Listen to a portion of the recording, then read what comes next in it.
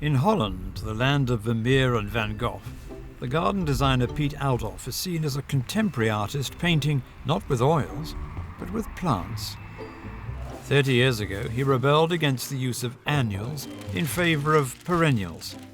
His artistic movement, for that's what it was, became known as the Dutch Wave, and it changed the art of garden design the world over. My starting point was design, it's just, it had to look good. The spontaneity, the sort of seasonality was very important for me, but it was a style I didn't know. You can see Piet Oudolf's parks and gardens everywhere, from English country houses to Manhattan's famous High Line. They are all linked by another key moment in his career, the day he realised that plants can look good when they're over, that there's art and beauty in decay. I like the plants that live a life. And of course, a process is not only the growing process, but also the growing into decay or anything that you wouldn't appreciate in a classical way of gardening.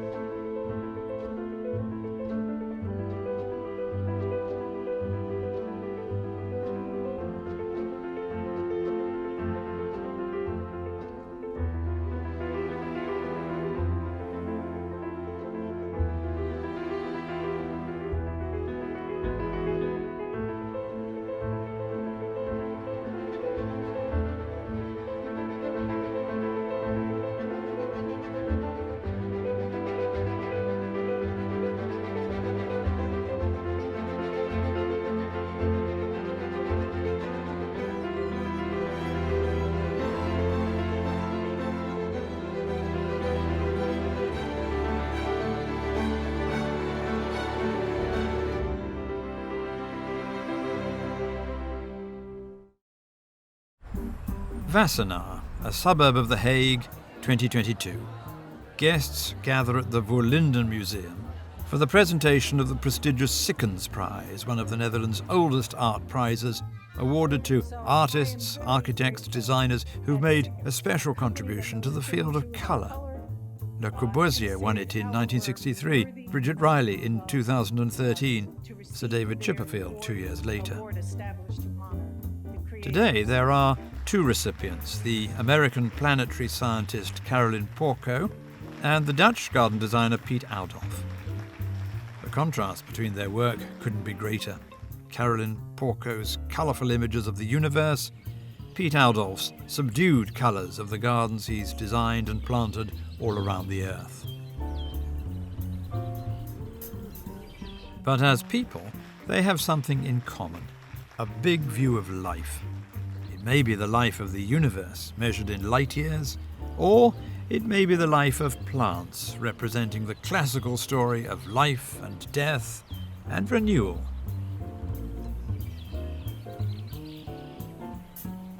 And it was the idea of renewal that lay behind the new perennial movement of the 1980s, the Dutch Wave. It started here in Hummelo, 90 minutes drive southeast of Amsterdam, where Piet and Anja Oudolf planted a nursery alongside their house. Our front garden, which is I think 20 years old at this time, and a beautiful light. You can see that the whole overview. You can see the fall is just coming in. Already a lot of plants that turning to seeds and autumn color. I was looking to see how garden design worked, and I couldn't find a sort of key for that. I was very fond of English gardens, very fond of the skills of people had to make gardens, but on one side I found it a little too decorative, lovely to see, beautiful to see how people could work on gardens, but I wanted to create something more spontaneous, and think in the 80s it happened that I started to change my idea about gardening. Some of those who've commissioned Piet Oudolf think that contemporary art is about people who step over the line, and that, by that definition, He is a contemporary artist. Piet acknowledges the role art plays in the creation of his gardens. The pile of tracing paper in his studio is testament to that. But he feels that his art is different. Of course, I love art and architecture, beauty in this, all this. I recognize the beauty in contemporary art and the quality of that. But I never thought about gardening becoming so far that it was called art, because I know in the other centuries, 18th century or so, it was art. Yeah. And now it comes back into art again, but by another discipline, by the knowledge of plants, by the knowledge of plants and the beauty of plants and how to put them together. So people see the quality in the complexity, I think, and they see that not everyone can do that. And you step over a line where people cannot get it and only feel it. That is art, I think. I started to see more than just flowers. I started to see plants that get into decay. I started to look at plants that came up, emerged from just with their noses from the ground. And I think all these little aspects became part of my view on gardening.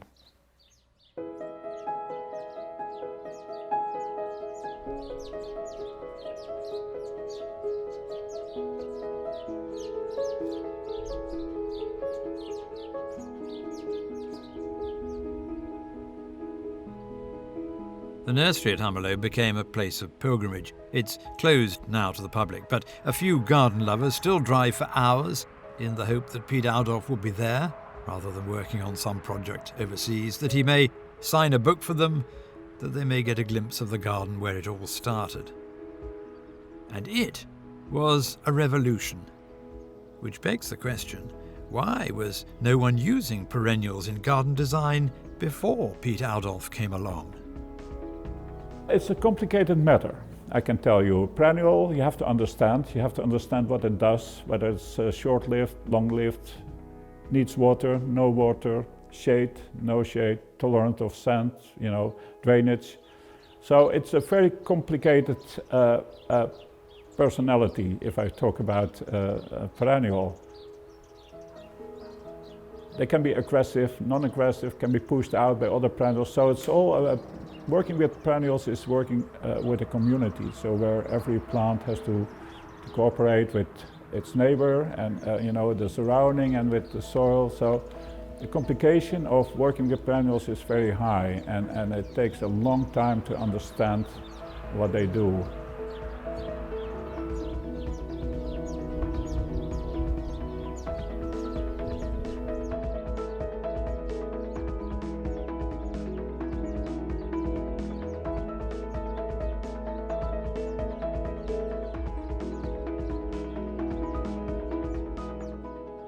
We started a nursery to grow plants that we could use in our designs. Is part of the knowledge you get to understand plants and to work with plants in your design. But if you see, look here, you see the fall color in some plants. This is a litrum, and you see that turns to red. And then the seed pods of the stagis. As a designer, grasses appealed to me always, from the beginning. But they were not so used in gardening, especially not in traditional gardening, because grasses were probably a center point in your lawn or in the corner of your house, and used by architects or landscape architects that were not so used to perennials as we were.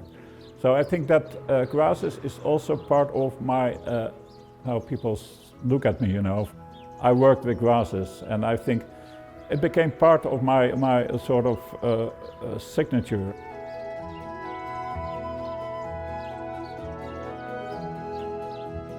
Piet and Anja Oudolf travelled widely in search of grasses and perennials. They studied the restoration of the American prairies. Hummelo was a petri dish of experimentation and exchange. And through these links, Piet Oudolf became increasingly well known. In a way, a curiosity. Who was this Dutchman who was changing garden design and who was quoted as saying, "Brown is a colour"? What would England's Royal Horticultural Society, the RHS, make of him when they considered him for an addition to Wisley, their show garden in Surrey.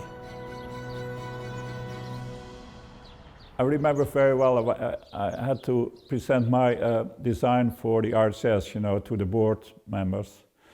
And they were looking at my plans and they say, there's not much color in your plan, because at that time yellow was a very, people liked strong colors. And I think, and at that point I said, yeah, but brown is also a color. So everything you see through the seasons, you have to appreciate for what it is. And I think, and brown is a color. For any sceptics on the board of the RHS, there was more to come. The man in front of them believed in decay. That's all about what you learn. If you learn to look at things, then you see more than what there is. In fact, if you are focused on color and decoration, then you... And I don't mind decorative plantings, they're beautiful, they can be, but they're so static. And I like the plants that live a life, that go from bud to flower, from flower to a sort of seed heads. And I think all this, the whole process, and of course a process is not only the growing process, but also the growing into decay, into a skeleton or anything that you wouldn't appreciate in a classical way of gardening. So, starting in the 1980s, Piet Oudolf turned the art of garden design upside down. And from Holland, he set out to conquer the world.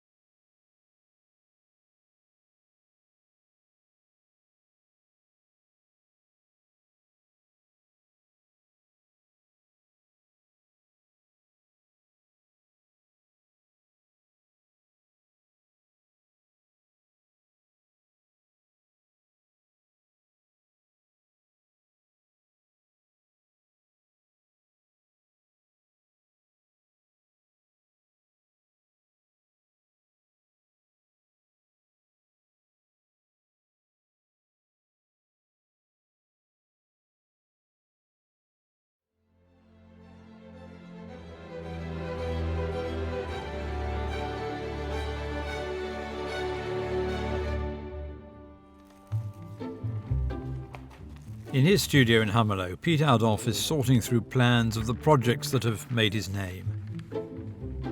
On copious amounts of tracing paper, he draws not only the outline of a garden and its beds, but also which plants will go where. These are works of art in their own right, the curves of the garden boundaries drawn by hand, the contents of the beds carefully thought through in terms of structure, companionship, how the plants will get on with each other, and of course, colour, including brown. The attention to detail is remarkable. It's almost pointillism on paper. But in a way perhaps unlike other designers, he practices his art, the art of the garden, on the ground. It's an art best seen from above.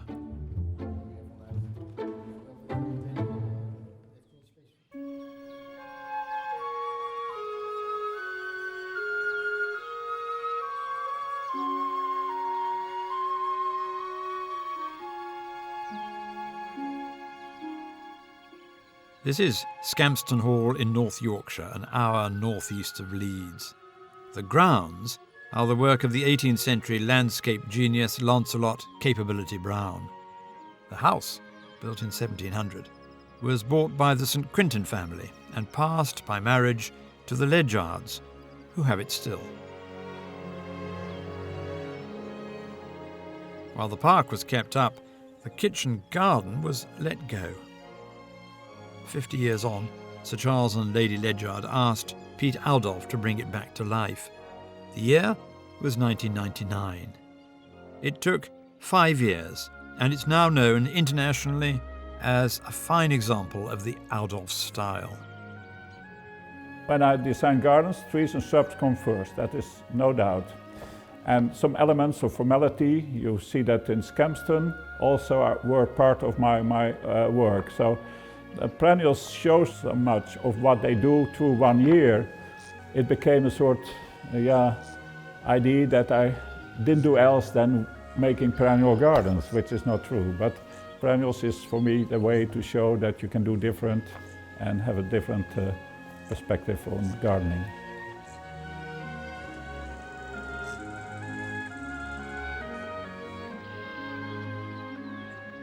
Scampston is a good place to see how Piet Oudolf introduces a new type of garden into an existing formal setting, how he combines structure and wildness.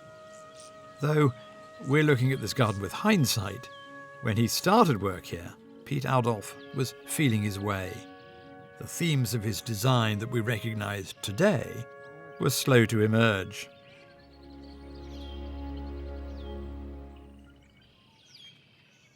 My starting point was design, it's just, it had to look good, it had to look sort of in a way that I sort of the spontaneity, the sort of seasonality was very important for me, but I think that it was a style I didn't know.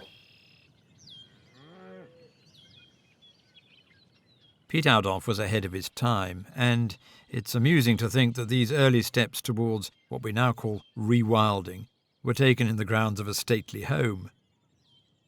You could hardly find anything more quintessentially English than a walled garden like this, and traditionalists might object to it being filled with perennials and grasses. But Piet Oudolf disagrees. Grasses play a big role in creating that sort of wild feel. Grasses move, they have structure, they're architectural, but in a way they're so, you can play with them in between strong characters of plants. It can loosen up plantings, you can make them feel as if you're not in a garden. I think that is what you do with grasses. And I think structure is important, because structure that often stays when the plants go into dormancy. You know that. So skeletons, seed heads is structure more than what you see in the summer. In the summer you see, you focus on the flowers, it's focus on the whole sort of abundancy of plants, what they do together with the insects, and this whole cycle of coming into action in spring, seeing the first buds, the first flowers, and maybe the bulbs you plant, and going to a sort of growth. Grasses look good already, and they don't have to be in flower to look good, they're almost there all year round, and they have structure all year round. But the moment they flower, they have more than just structure. They have this movement, they have this sort of transparency sometimes. They have this sort of connection with other plants in a way that you need them to create that mood. And I think that is what grasses do, and why I use them so much.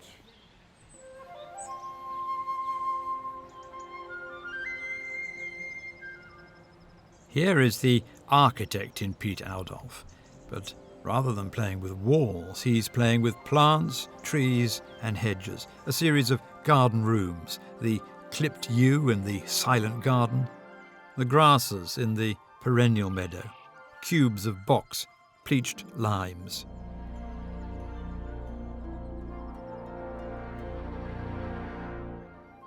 The perennials he uses stay in formation. He calls it matrix planting, so the structure of the gardens he designs remain for years, just as he drew them back in his studio. Scampston Hall illustrates that perfectly, and Piet comes back from time to see it. Visitors climb the Mount to understand how the Oudolf plan has come to life.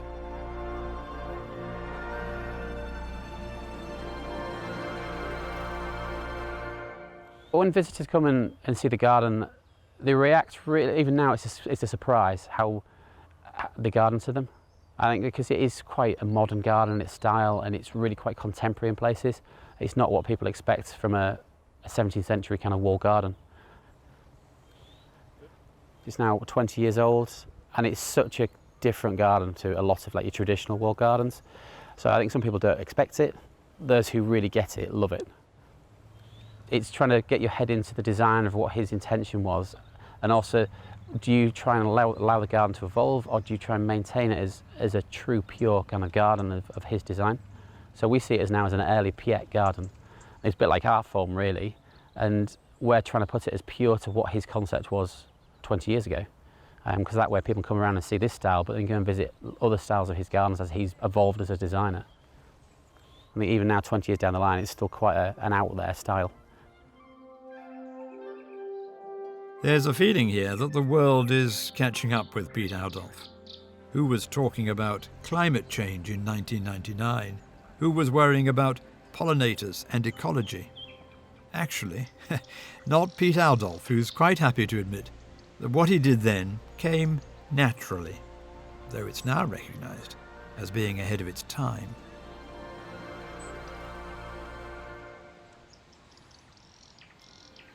In the beginning I didn't look at ecology. I planted just plants because they looked very well together. And nowadays you look more at what they do together in particular circumstances, like in sandy soil, clay soil, that they have to work together as a community. I think that has changed over the years in my approach to gardening.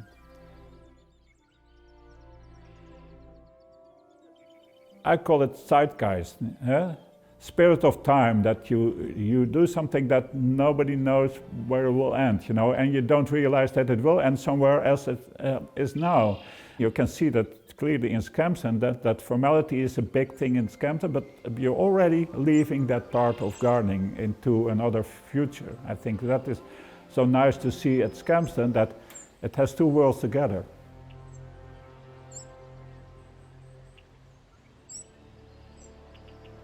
From late winter to late fall, early winter, the garden should be interesting. That became my sort of credo, if you can say that.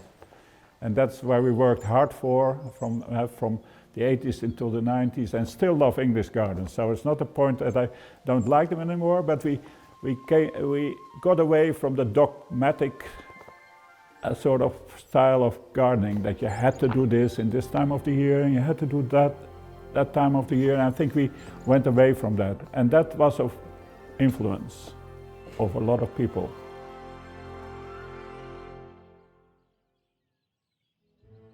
The new Perennial Movement has indeed influenced a generation of garden designers. The gardens at Scampston Hall, completed in 2005, became a showcase for Piet Oudolf's work. But by that time, he was competing for something quite different, 3,000 miles away, in New York.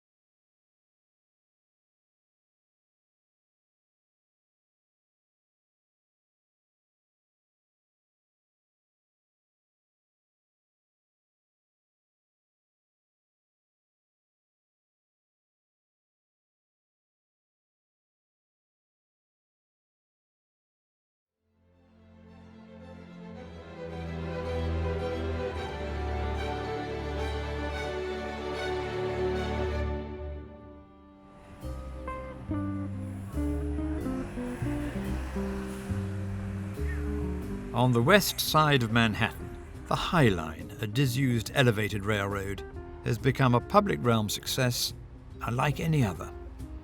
Saved from development by a group of activists and turned into a linear park, it's used by 8 million people a year, New York natives and visitors alike.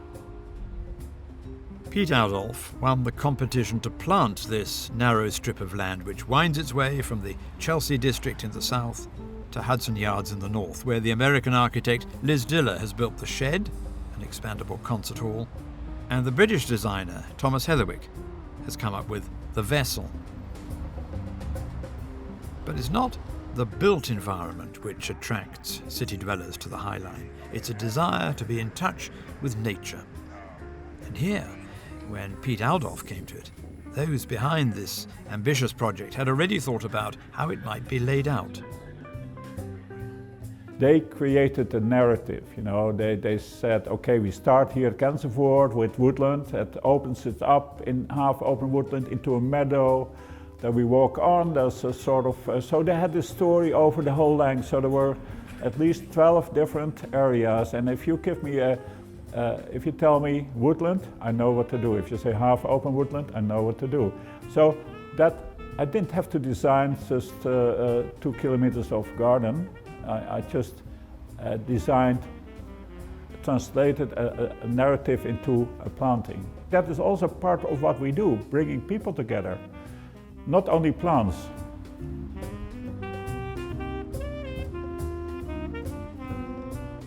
The High Line came straight after Piet Oudolf's very first commission in North America, the Nursery Garden in Chicago, a millennium park endowed in memory of Bob Lurie, a real estate developer who died from cancer in 1990 at the age of 48.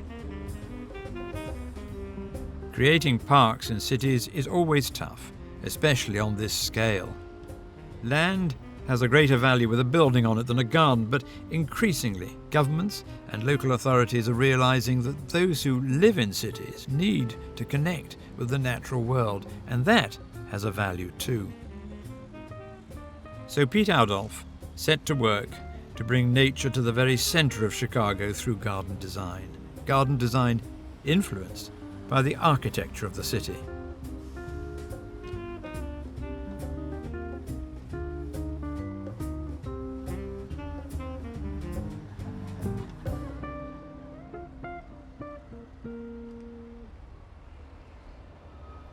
Architecture is context, for me. Architecture is also structure. It's built. It's solid. It's very much important for me. Modern architecture, classical architecture. Wherever you do your planting, you can put the same planting in different places, and it all looks different. The context is important for what you do, and makes the garden feel different every time.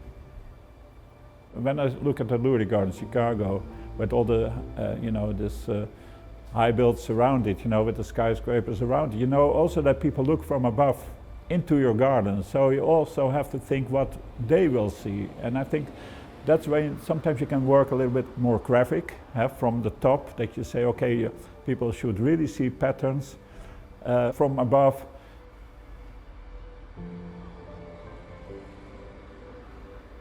Architecture is context, but also part of your design.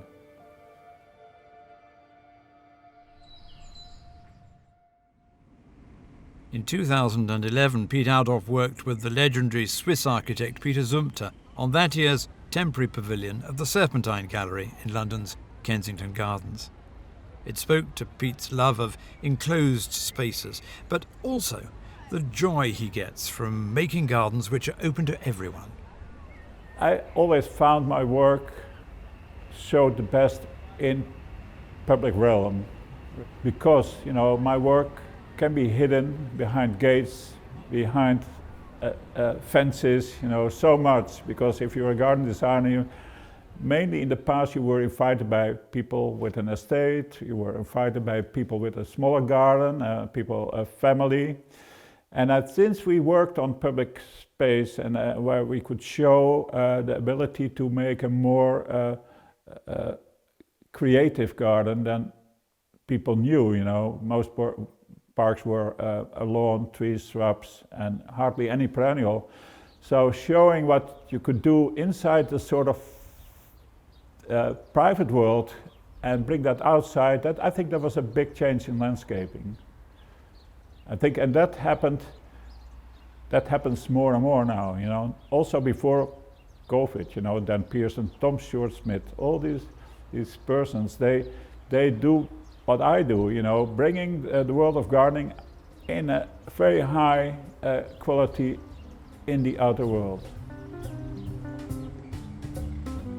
It is in that other world that Piet Oudolf is busy changing hearts and minds about how public spaces should be presented, with the help of landscapers who followed him and who he trusts to plant up and maintain his designs in the way he wants. His is a new world which is replacing tired post-war parks and gardens, all that municipal planting, with something much more adventurous. He's just completed a new park on the border of Switzerland and Germany. Like all designers, Piet sets great store by his relationship with a client, whether it be for a project in the public realm or a private garden, like this one in the Netherlands, and this one in Nantucket. How lucky are these homeowners to be able to say at the dinner party that their gardens were designed by Piet Oudolf. I come in, I'm totally blank. I just don't look at the site, I look at the people I work with and what they have in mind, you know, they have this picture in front of them of what they are going to create. And that's almost what I have when I come into a place. Once there's a brief and there's the space, I already started thinking pictures. So I see, okay, possibility here, possibility there. I could do this, I could do that. You know, I could create a woodland part, create a sort of perennial meadow, create sort of, that starts right away, you know. But it all has to do with the client and the place and the enthusiasm of people and how it comes together.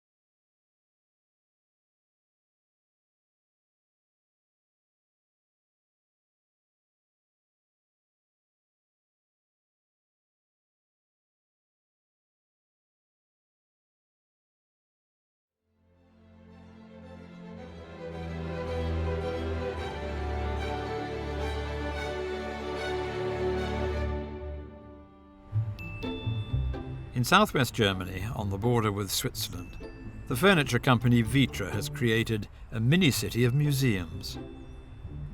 Founded by Willy and Erika Fellbaum in 1957, the company that made the famous lounge chair designed by Charles and Ray Eames in 1956 suffered a disastrous fire at its factory in 1981.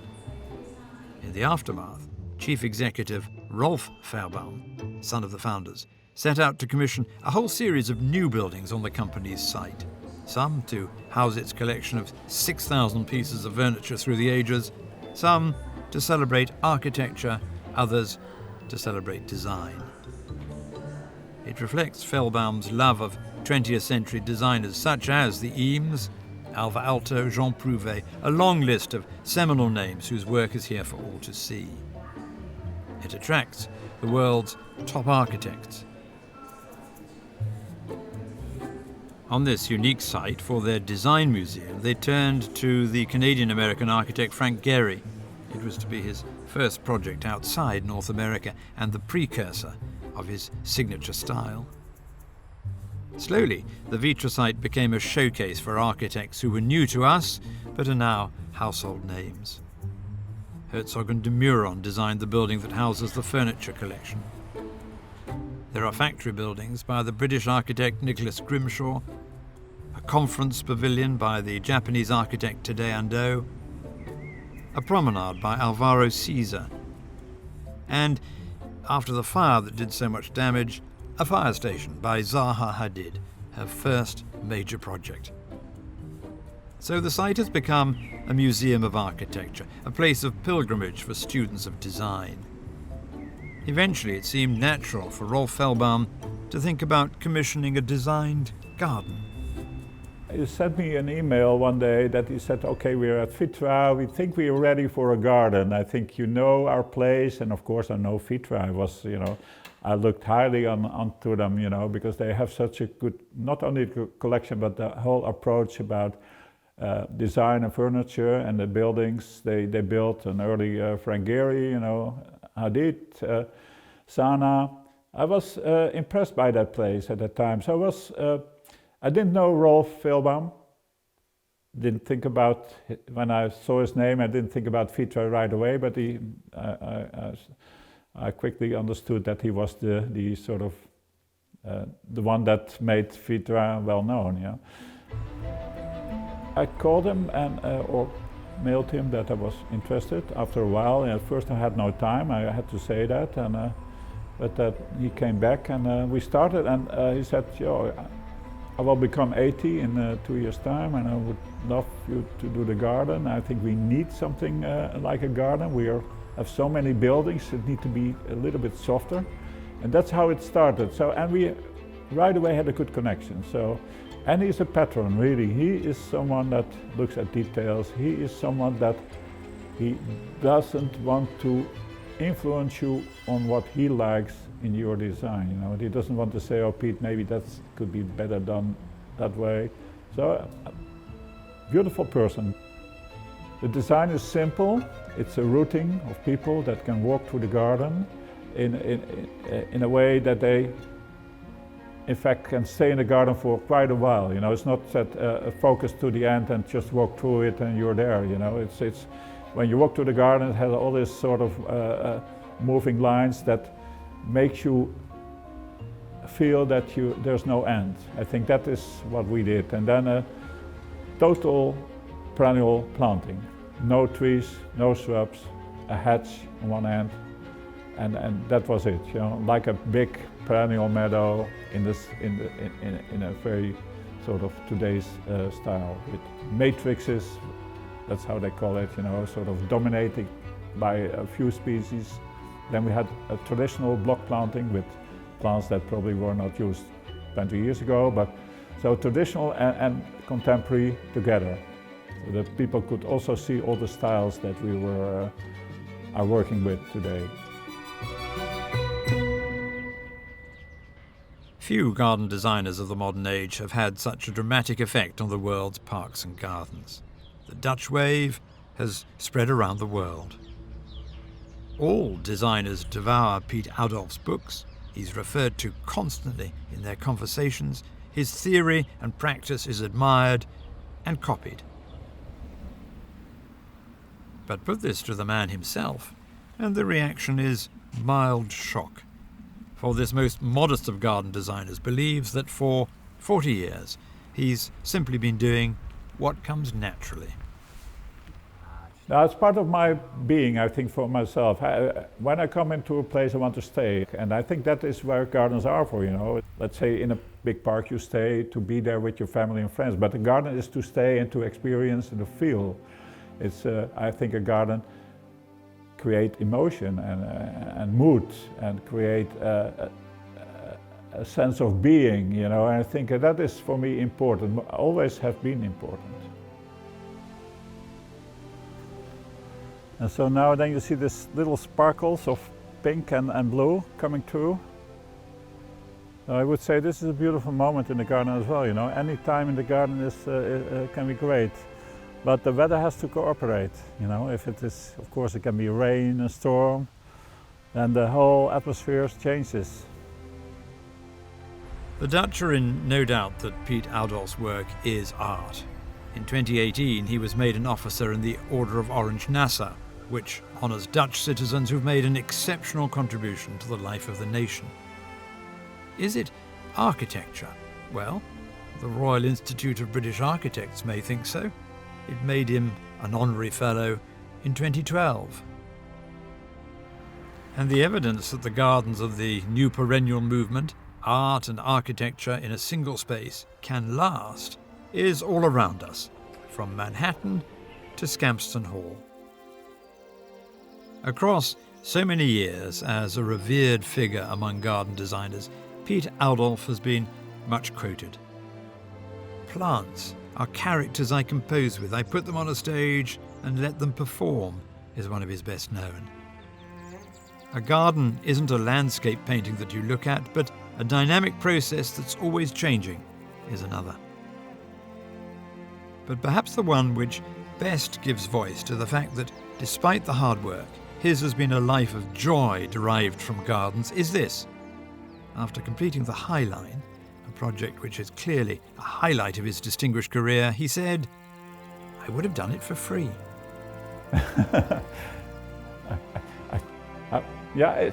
I didn't.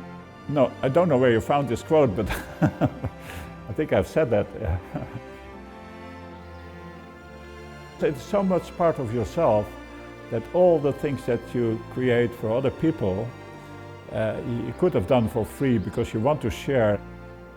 We have no secrets, you know. We are an open source of information of what people want to know. If you give something, normally you get something back. Yeah? That is something beautiful.